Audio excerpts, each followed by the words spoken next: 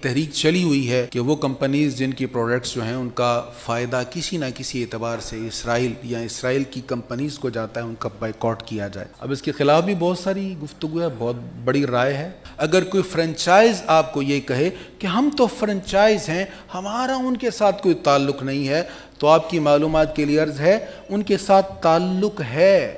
ان کو پیسے کس چیز کے ملتے ہیں؟ فرنچائز ہے نا، اسی وجہ سے ہم اس بڑی کمپنی کے نام پر ان سے وہ پروڈکٹ خریدتے ہیں، وہ بن خرید رہے ہیں، وہ مشروب خرید رہے ہیں، اور اسی نام کو یوز کرنے کی وجہ سے یہ ان کی ریسپی چلا رہے ہیں، اور اس کی وجہ سے اپنی آمدن میں سے ایک حصہ یہ وہاں پر پہنچا رہے ہیں۔